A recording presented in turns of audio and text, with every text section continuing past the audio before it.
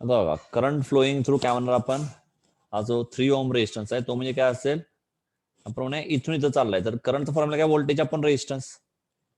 तर किती व्होल्टेज आहेत बघा, 4 पासून चालू आपण असं चाललोय आपण आता. मग काय होणार, -2 प्लस पहिला झाला 4, परत व्होल्टेज नेक्स्ट व्होल्ट 2 व्होल्ट आहे, हा पण चाललाय -2 प्लस म्हणजे काय होणार +2, आणि शेवटी चाललोय V1 ला म्हणणार -V1 अपॉन रेजिस्टन्स किती आहे, 3 आणि 2 5, म्हणजे I काय मिळेल 6 - V1 अपॉन 5. V1 किती आहे 6 - 2.667 अपॉन 5, किती मिळते बघा.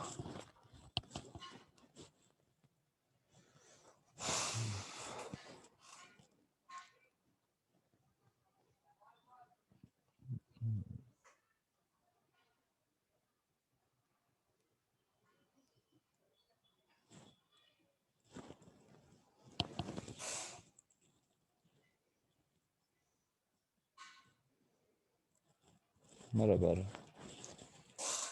दीक्षा वैदेही बरोबर आहे, म्हणजे आन्सर झाला 0.667 म्हणूया. सानिका बरोबर आहे, ठीक आहे. कळलं सगळ्यांना?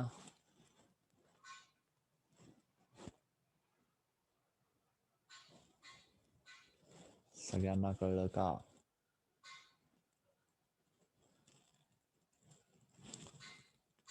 अभय, दिग्विजय, श्रुती,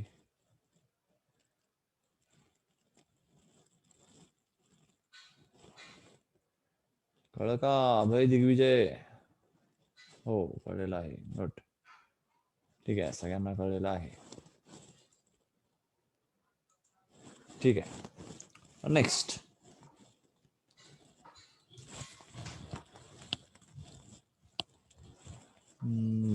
नेक्स्ट आता सोपाच आहे. Using nodal analysis, find current through 2 ohm resistance.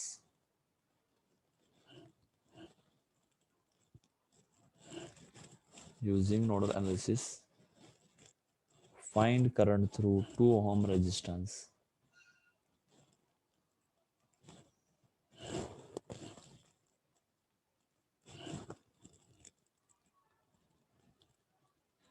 Of the circuit shown in figure.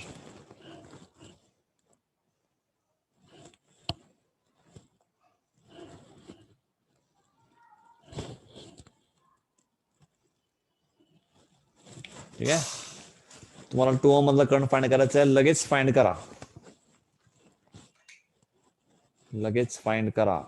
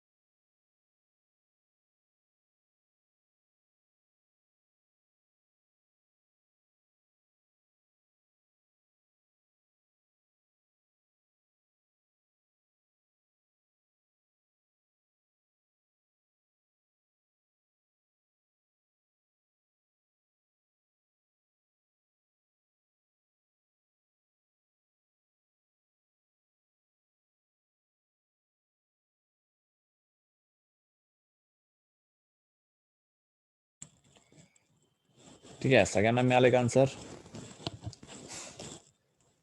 बरोबर. V1 मिळाला 10 वोल्ट, V2 मिळाला 0 वोल्ट आणि हा मिळाला 5 एम्पियर. सगळ्यांना हे मिळालं का?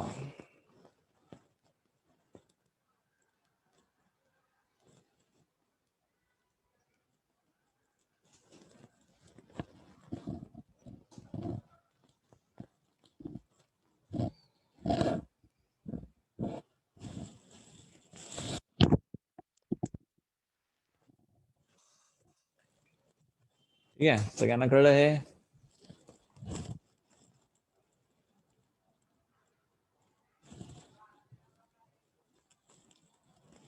सगळ्यांना हे कळलं का?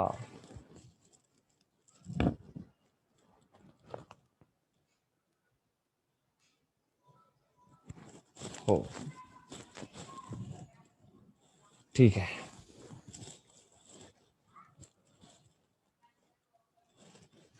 नेक्स्ट क्या? लास्ट एक्झाम्पल आजसाठी बघूया. Using node voltage method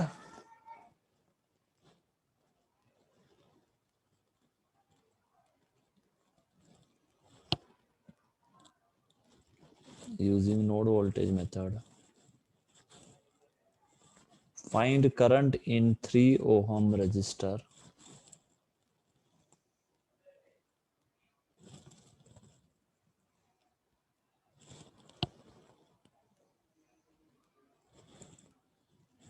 for the circuit shown in figure.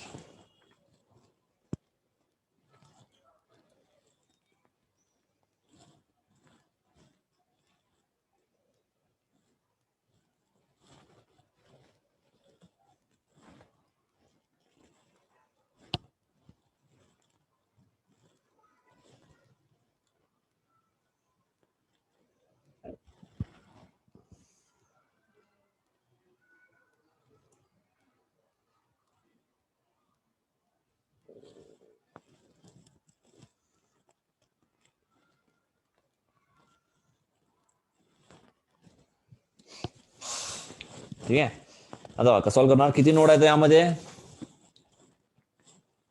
हा नोड 1, याला इथला व्होल्टेज म्हणूया V1, हा नोड 2, इथला व्होल्टेज म्हणूया V2. सॉरी सानिका, कुठं बाबा तुला 3 नोड दिसला? हा 2.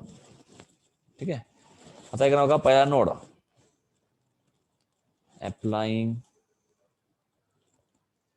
KCL to node 1. काय म्हणलं आता? V1 घेतला. ठीक आहे, आता शेजारी जे 3 ब्रांच आहेत, कुठेही करंट सोर्स नाहीये, व्होल्टेज असू दे चालते, काय हरकत नाही. करंट सोर्स असता तर आपण तो रेजिस्टन्स घेतला नसता. व्होल्टेज सोर्स आहे तर मग काय करणार आहे, आता ते रेजिस्टन्स उलटे करून घ्या. 1/2, 1/3 आणि 1/5. ठीक आहे, त्या शेजारी कोणता नोड आहे तर V2. काय करणार पुन्हा? -V2 डिवाइड बाय काय म्हणणार 3. आता बघा या नोड 1 ला जोडून जे ब्रांच आहेत त्या ब्रांच मध्ये कुठं सोर्सेस आहेत का? तर काय दिसतंय इथं व्होल्टेज सोर्स आहे. आपण म्हणतो नेहमी करंट बाहेर चालू आहे, मग असा करंट चालू तर काय दिसतंय इथं व्होल्टेज सोर्स आहे. +2 म्हणजे काय म्हणणार? -20 अपॉन टोटल रेजिस्टन्स 2 झाला, हा झाला 0. आता किती मिळते बघा? 1/2 + 1/3 + 1/5.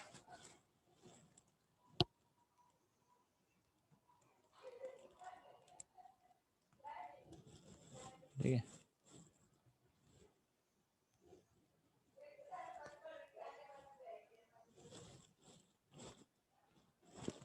ठीक आहे, हा झाला इक्वेशन 1. तसंच अप्लाइंग KCL टू नोड 2. पुन्हा V2 शेजारी 3 नोड आहेत, 3 ब्रांचेस, सॉरी 1/3, 1/6 आणि 1/4. शेजारी एकच नोड आहे, त्याला जोडलाय थ्रू 3 ओम रेजिस्टर. आता पुन्हा बघा 3 ब्रांच मध्ये कोणते व्होल्टेज सोर्स करंट सोर्स आहे तर काय दिसतंय? 8 व्होल्टचा व्होल्टेज सोर्स आहे. म्हणजे असं काहीतरी आहे. आपण तो करंट बाहेर चाललाय म्हणजे पुन्हा हा पण मायनस होणार. -8/4 इक्वल टू 0. पुन्हा आता 1/3 प्लस 1/6 प्लस 1/4 किती मिळते बघा.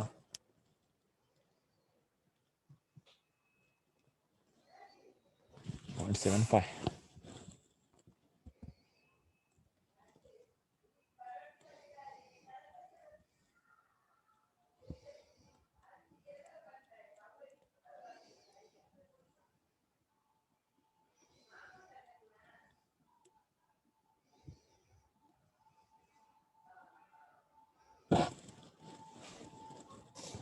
मिळालं असं इक्वेशन.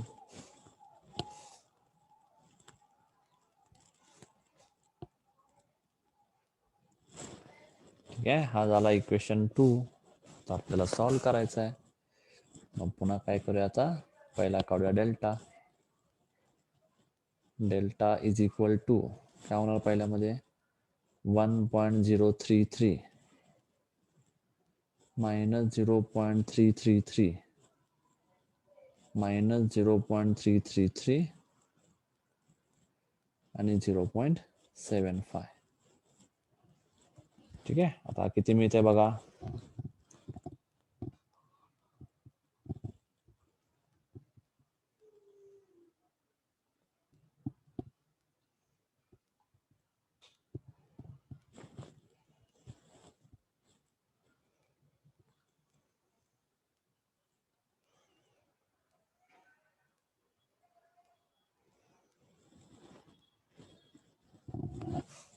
दीक्षा बरोबर आहे ना.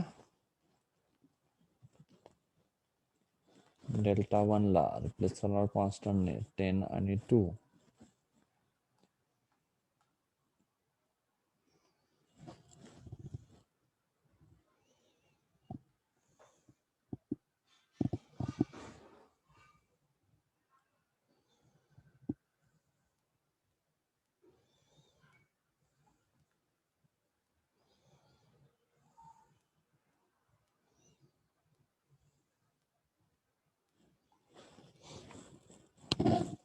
डेल्टा 1 काय मिळतोय.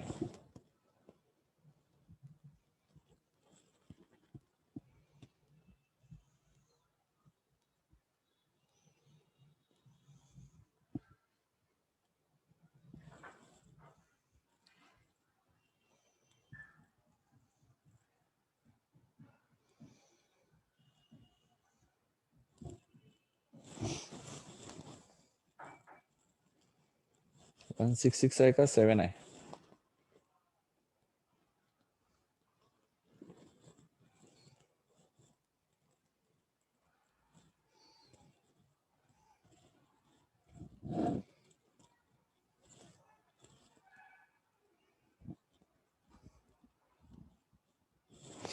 किती मिळत आहे.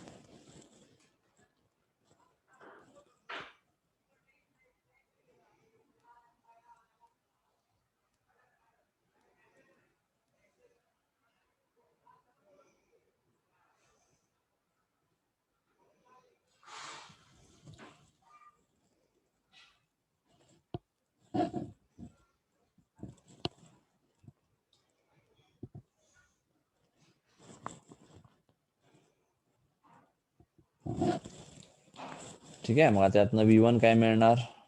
डेल्टा 1 बाय डेल्टा काय मिळते सांगा.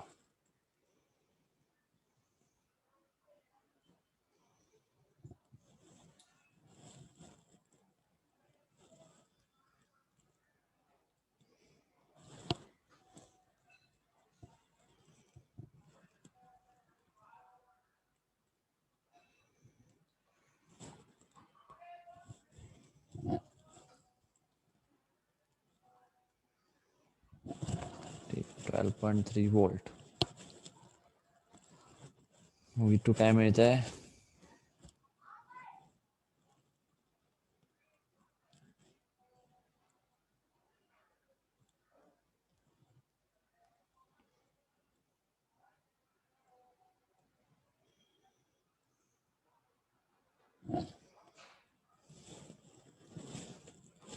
.13 वोल्ट. हा मिळाला आपल्याला. V2 पण मिळाला. आपल्याला काय फाइंड करायचं आहे, 3 मधला करंट फाइंड करायचा आहे. आता काय करणार, V1 मायनस V2 करणार का V2 मायनस V1 अपॉन 3, काय करणार? 3 ओम मधला करंट काढायचा आहे. काय करायचं, V1 मायनस V2 अपॉन 3 करायचा का V2 मायनस V1 अपॉन 3 करायचा?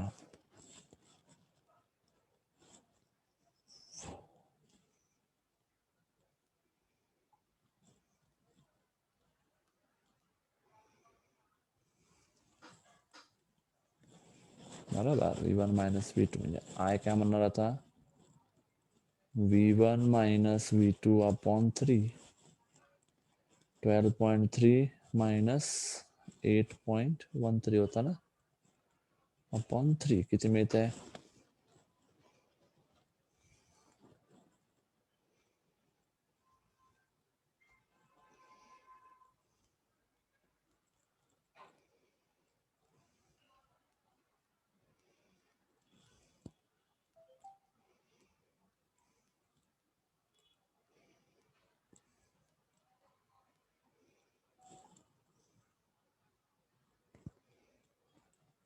1.39 एम्पियर.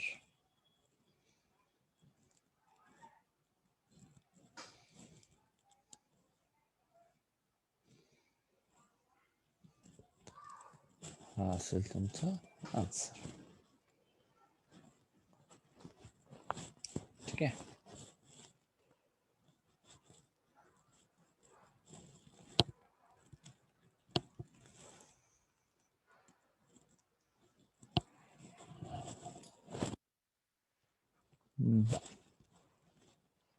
सगळ्यांना हे कळलं का?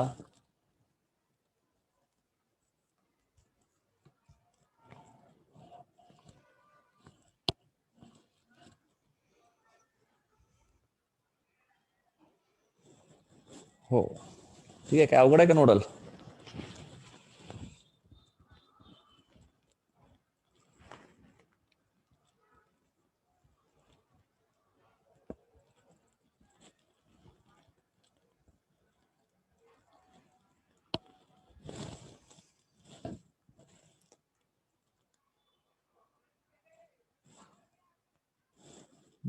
काय नाही, काय नाही, काय विचारलं होतं मी आता?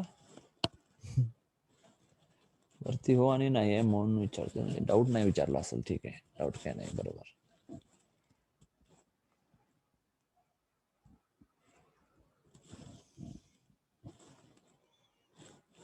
अच्छा, अवघड आहे का विचारायचं? हा ठीक आहे, अवघड आहे का? नाही, ठीक आहे, सोपं आहे, काय नसतंय, एकदम सोपं असतंय. ठीक आहे. आता 2 एक्झाम्पल होमवर्कला घ्या.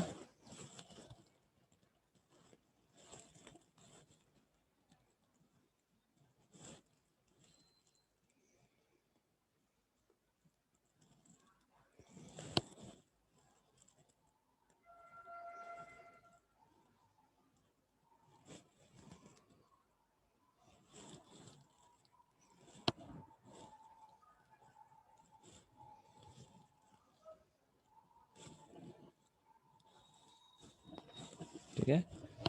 मला 20 ओम मधला करंट फाइंड करायचा आहे. हा पहिला होमवर्क.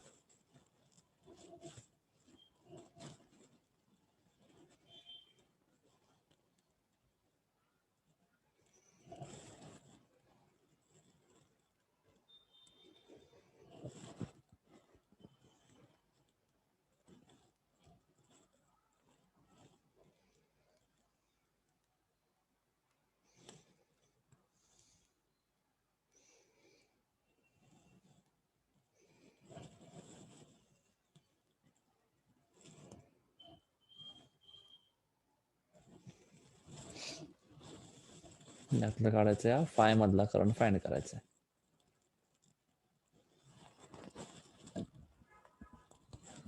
ठीक आहे, हे दोन्ही कराल का?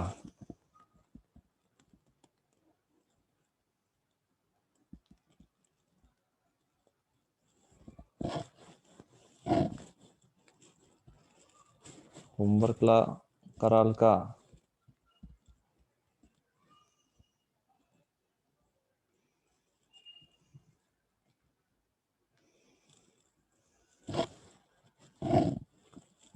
हो, ठीक आहे. तर इथंच थांबूया आपण.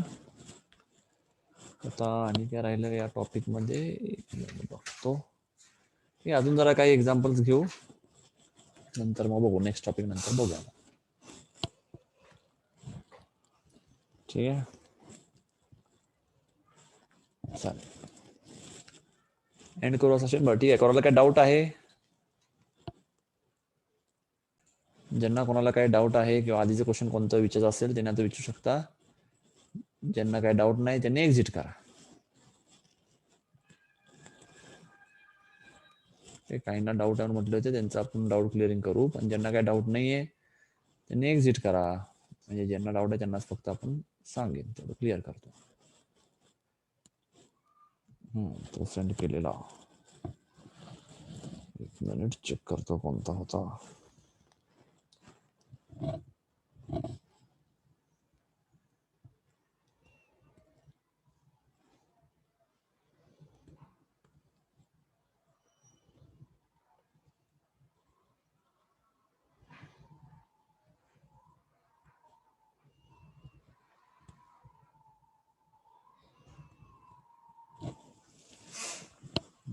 हाच क्वेश्चन होता का सांगा.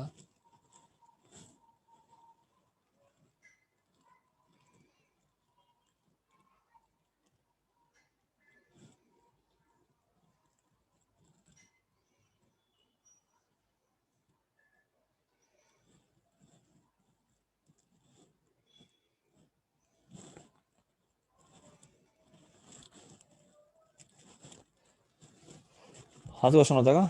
हो ठीक आहे. क्वेश्चन होता find the current in 15 ohm resistor using mesh analysis. ठीक आहे, मग याला म्हटला हा I1. ठीक आहे, समजा याला म्हटला I2. 15 ओमचा म्हणजे तुम्हाला फक्त हा फाइंड करायचा आहे. ठीक आहे, काय करूया आपण आता. फॉर मेश 1, मेश 1चं इक्वेशन काय होईल? पहिला हा मेश 30 आणि 10 40 म्हणजे 140I1. करंट डायरेक्शन बघा ऑपोजिट आहे. ठीक आहे, हा चाललाय वरून खाली, हा चाललाय खालून ऑपोजिट, म्हणजे काय होणार? -10I2 इक्वल टू, यात व्होल्टेज बघा किती आहे, हा प्लस टू मायनस झाला -60 आणि +30. बरोबर, मग काय मला equation 40I1 -10I2 is equal to -30, म्हणजेच 4I1 -I2 is equal to -3. हा झाला इक्वेशन 1. ठीक आहे, तसंच मेश 2 ला काय होणार? 10 आणि 15 झाला 25, होणार 25I2 आणि म्हणणार आपण -10I1 इक्वल टू किती व्होल्टेज आहे? एकच आहे, -2 प्लस झाला 60, सगळ्यातनं 5 जातोय, काय बघा -2I1 plus 5I2 is equal to 12. पुढचं सॉल्व्ह करता येईल का?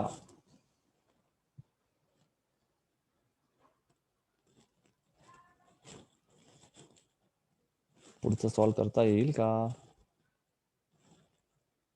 ते काय ते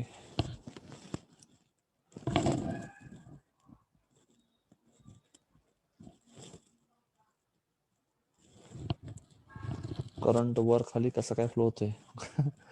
कसं काय म्हणजे काय? बघा आता हा एक रेजिस्टन्स आहे इथं. ठीक आहे, हा आपण क्लॉकवाईज अजूम केला म्हणजे असा होणार ना करंट फ्लो. म्हणजे या रेजिस्टर मधून हा खाली चाललाय आणि इथं आपण असा अज्युम केलाय क्लॉकवाईजच आहे. म्हणजे हा या रेजिस्टरसाठी बघा, या रेजिस्टरसाठी कसं चाललाय, खालून वर चाललाय.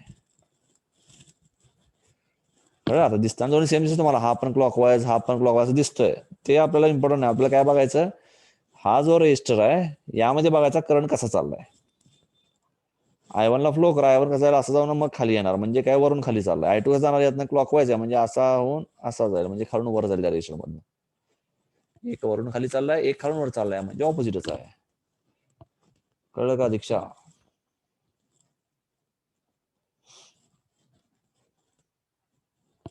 हो, आणि कोणाला काय डाऊट यात?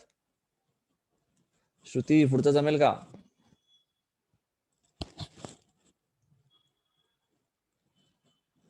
हो, आणि कोणाला काय डाऊट होतं का? आणि काय असेल तर विचारा.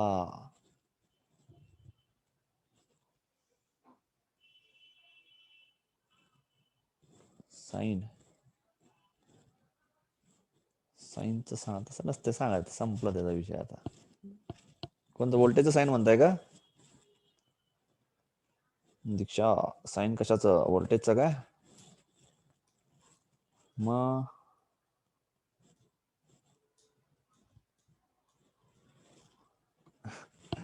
अरे प्लस मायनस ठीक आहे, पण कशाचा प्लस मायनस सांगू?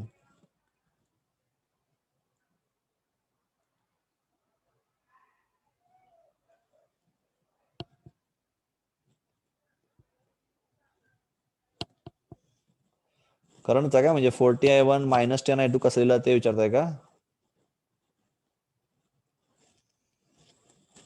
बरं, करंट होतं तेव्हा कधी प्लस कधी मायनस. बघा, जेव्हा आपण मेश 1 घेतोय का नाही, तर लक्षात ठेवायचं मेश 1चा बघतोय म्हणजे आता मेन करंट कोण आहे? I1. मग त्या इक्वेशन मध्ये मेश 1चं इक्वेशन लिहिताना I1 नेहमी प्लस लिहायचं. ठीक आहे. आणि आता जो I2 असेल तो बघायचा की I1 सारखा असेल तर प्लस म्हणायचा, I1च्या उलटा असेल तर मायनस म्हणायचा. ठीक आहे. कशामध्ये? आता बघा, हा जो मेश आहे यामध्ये कॉमन जो 10 ओम आहे, तर या 10 ओम मधला करंट बघायचा. 10 ओम मधून I1 कसं चाललंय बघायचा आणि I2 कसं चाललंय बघायचा. दोघं ऑपोजिट असले तर काय करायचं? समजा दोघं ऑपोजिट आहेत, I1 खाली चाललाय, I2 वर चाललाय त्या रेजिस्टर मध्ये, तर त्यासाठी काय करायचं? मेश 1चं घेताना I1 ला प्लस म्हणायचा, I2 ला मायनस म्हणायचा. मेश 2चं अनालिसिस करताना मेश 2चा करंट I2 आहे म्हणून त्याला प्लस प्लस आणि I1 ला मायनस म्हणायचा. कळलं का? आपल्या घरी कसं आपला नियम असतो तसं मेश 1चं बघताना मेश 1 म्हणजे I1चा नियम असेल, I1 म्हणेल ते खरं. दुसऱ्यांच्या घरी गेलं की आपण शांत असतो, म्हणजे दुसरा म्हणेल तसं तसं इथं पण मेश 1चं बघत असताना I2 हा परका झाला, मग तो काय करणार? जसं I1 म्हणेल तसं, I1च्या उलट गेलं तर त्याला मग मार बसेल म्हणून त्याला मायनस केला. तसंच मेश 2चं बघताना काय करणार? स्वतः आता मेश 2 आहे म्हणजे मेश 2चं घर, त्या घरामधलं करंट कोण आहे? I2, म्हणजे I2 मेन करंट असेल, I1 हा बाहेरचा असेल, परका कोणतरी असेल, त्यापेक्षा काय करणार? I1 I2 सारखा असेल तर त्याला प्लस म्हणायचं, जर I1 I2च्या विरोधात आहे तर त्याला मायनस म्हणायचं. सिंपल लॉजिक, लक्षात ठेवा. कळलं का? सगळ्यांना क्लिअर?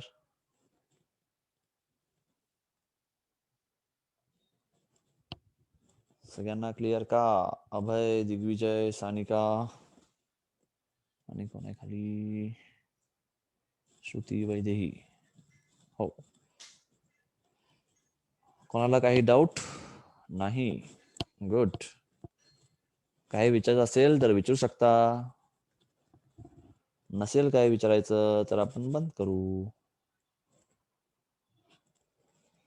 आतापर्यंत जे काही शिकला ते कशाची काय डाऊट आहे का तर विचारू शकता. असं काही नाही की आता यातलंच विचारलं पाहिजे, नोडल चालेल नोडल विचारलं पाहिजे, असं काही नाही. कोणताही एक्झाम्पल काही जर शिकवताना जर किंवा शिकवल्यानंतर प्रॅक्टिस करताना अडला असेल तुम्हाला तर ते तुम्ही विचारू शकता.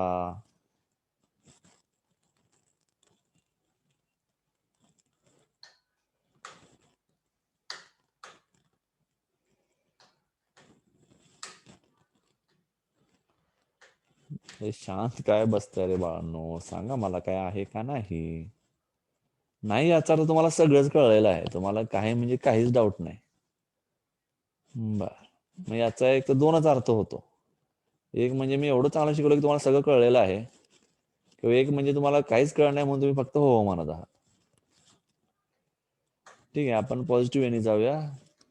सगळे तुम्हाला कळलेलं आहे असं आपण ऍझ्युम करूया.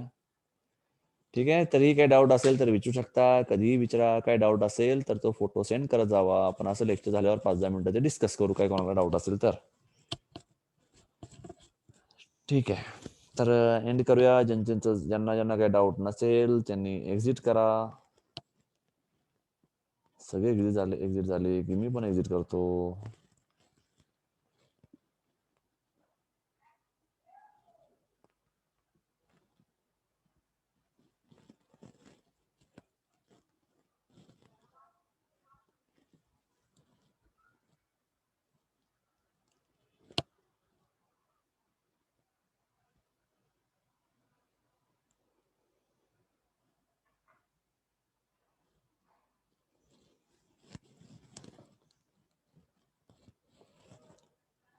अभय, दिग्विजय, काय आहे का डाऊट?